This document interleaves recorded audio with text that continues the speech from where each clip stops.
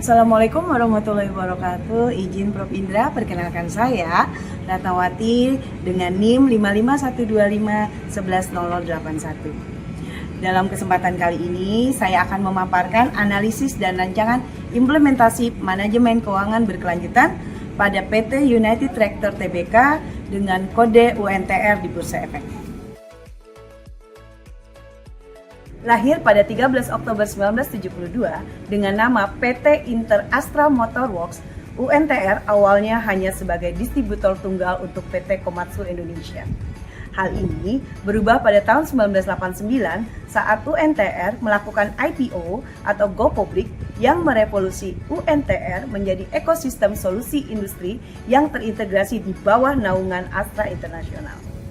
Saat ini, UNTR berdiri di atas 5 pilar utama.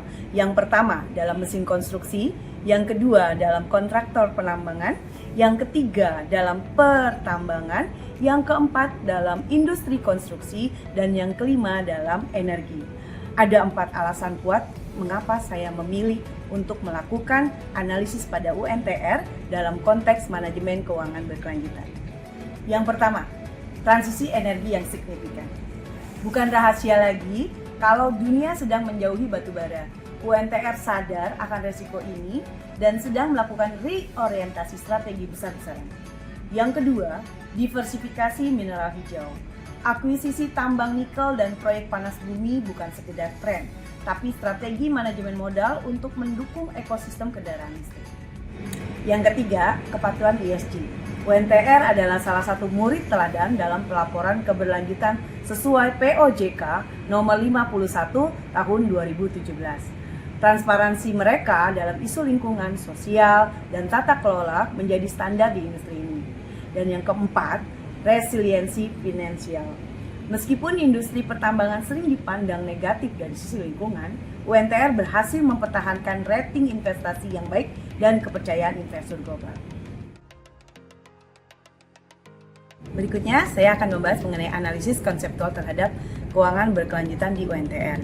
Karena hal ini tidak hanya terkait investasi semata saja, melainkan suatu integrasi dari aspek ESG atau Environment, Social, and Governance ke dalam setiap keputusan investasi dan pendanaan jangka panjang perusahaan.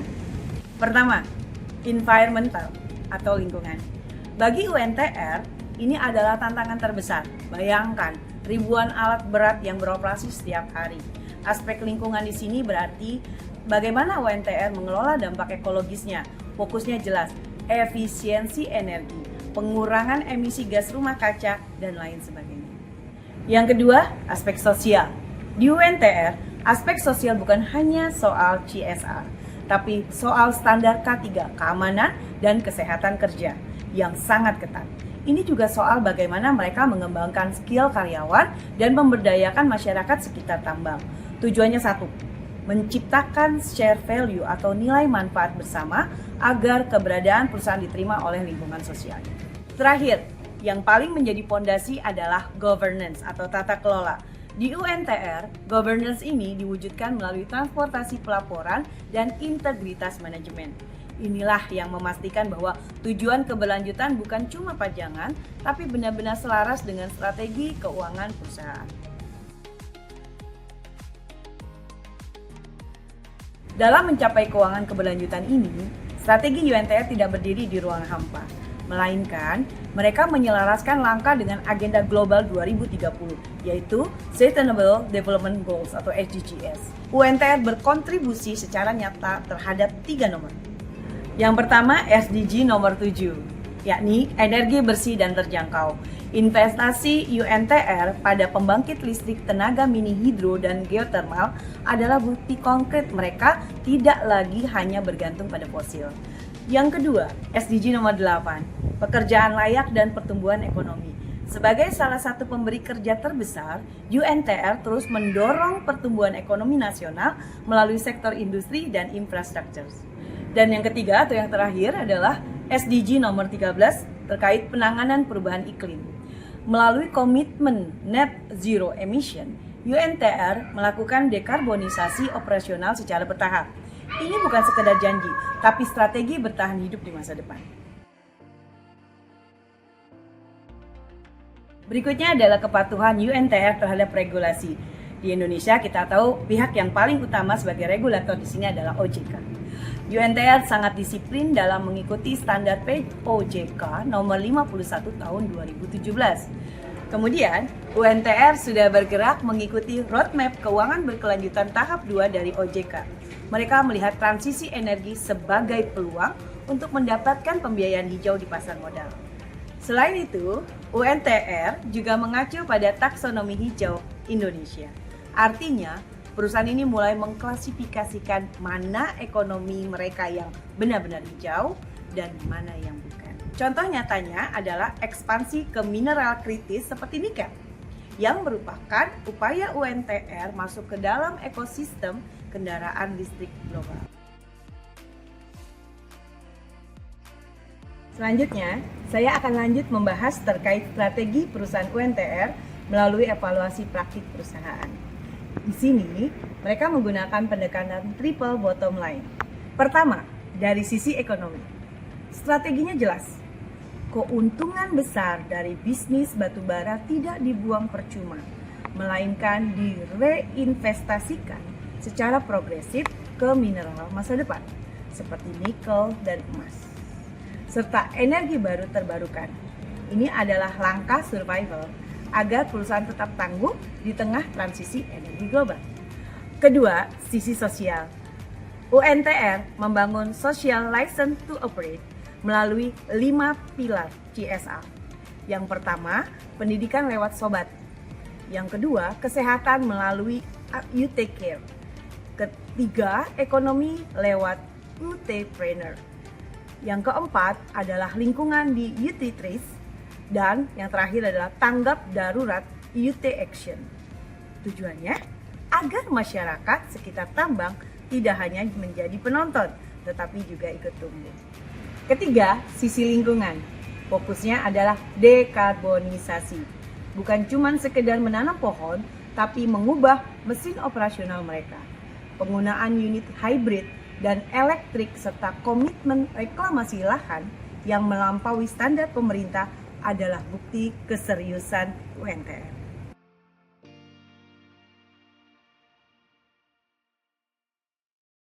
Selanjutnya adalah telaah laporan keberlanjutan dan inisiatif ESG dari UNTR.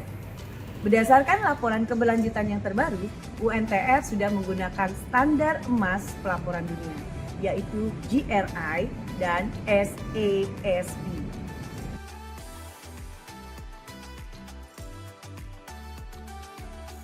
Berikut adalah 3 bentuk inisiatif ESG dari UNTR.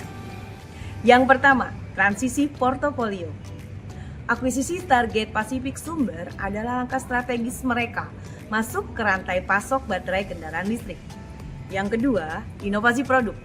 Mereka sudah meluncurkan Komatsu Hybrid Excavator.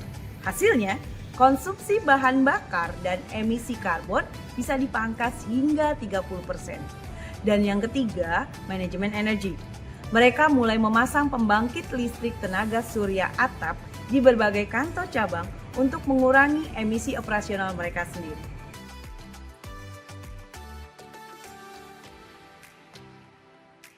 Berdasarkan hasil evaluasi keberlanjutan tersebut, terdapat kelebihan dan kekurangan dari praktik perusahaan UNTR ini. Yang pertama, untuk kelebihannya, UNTR memiliki transparansi data yang luar biasa. Investor bisa melihat detail konsumsi air hingga emisi karbon dengan mudah. Ditambah lagi, mereka punya struktur tata kelola ESG yang kuat di tingkat komisaris. Dan yang paling penting, mereka punya uangnya. Neraca keuangan yang sehat membuat UNTR bisa membiayai transisi ini dari kantong sendiri tanpa harus berutang besar. Namun, dari semua kelebihan itu, masih ada kekurangan yang kita temui dari UNTR. Faktanya, ketergantungan pada batu bara masih sangat tinggi. Lebih dari 60% pendapatan masih berasal dari sektor ini melalui PAMA. Bagi investor ESG yang ekstrim, ini masih dianggap beresiko tinggi. Yang kedua, kekurangannya di masalah skop 3. UNTR bisa mengatur emisi kantornya, tapi mengatur emisi dari ribuan alat berat yang dipakai pelanggan di seluruh Indonesia adalah tantangan teknologi yang sangat berat. Terakhir, mengawasi ribuan vendor agar semuanya patuh pada standar ESG bukanlah pekerjaan mudah.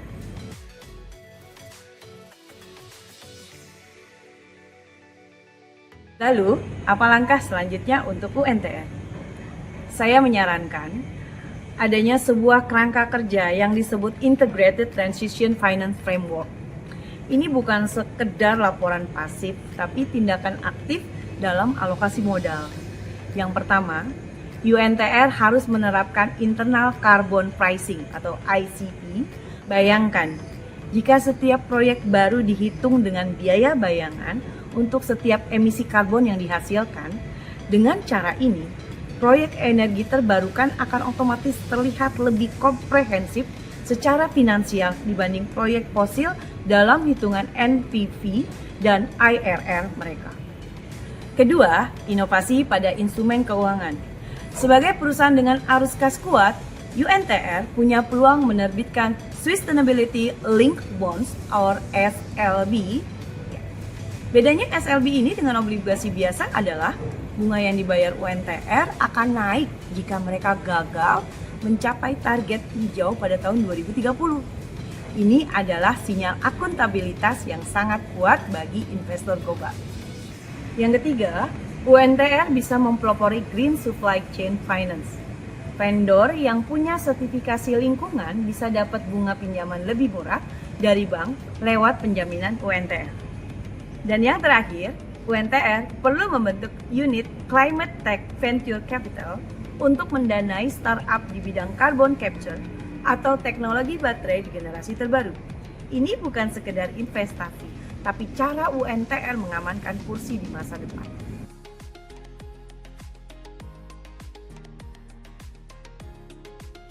Selanjutnya, saya akan membahas indikator evaluasi yang dapat diterapkan. Ada beberapa indikator agar evaluasi ini dapat terukur secara objektif. Yang pertama, untuk ekonomi hijau, terdapat Green Revenue Ratio. Berapa persen pendapatan yang benar-benar berasal dari sektor non-fosil? Yang kedua, untuk lingkungan, terdapat Carbon Intensity per Revenue. Berapa banyak emisi yang dihasilkan untuk setiap 1 miliar rupiah pendapatan?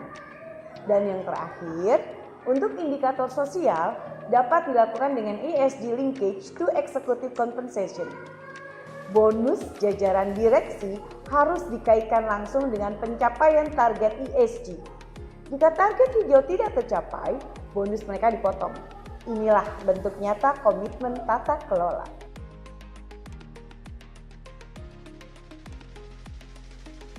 Setelah membedah seluruh aspek tadi, berikut adalah kesimpulan dari praktek keberlanjutan PT United Tractor Tbk. UNTR bukan lagi sekedar perusahaan alat berat saja. Mereka adalah potret nyata transformasi finansial di Indonesia. UNTR berhasil membawa prinsip ESG dari sekedar laporan di atas kertas menjadi inti strategi bisnis. Diversifikasi ke nikel dan EBT bukan cuma soal tren, tapi soal survival. Meskipun pendapatan dari batubara masih dominan, fondasi untuk masa depan hijau sudah diletakkan secara kokoh.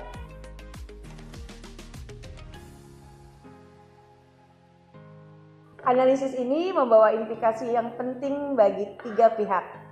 Bagi manajemen, kini pengambilan keputusan investasi atau capital budgeting tidak bisa lagi mengabaikan risiko iklim. Mereka harus menghindari stranded asset atau aset yang terdampar karena sudah tidak relevan di masa depan. Bagi investor, performa ESG yang kuat dari UNTR memberikan rasa aman. Sebagai saham yang masuk ESG leaders, UNTR punya daya tarik bagi investor global yang ujungnya bisa menekan biaya modal atau cost of equity perusahaan. Dan terakhir, bagi masyarakat, keberlanjutan berarti lingkungan yang lebih terjaga dan masyarakat yang mandiri melalui program CSR terintegrasi. Bahkan setelah tambang tidak lagi beroperasi atau post-mining sustainability.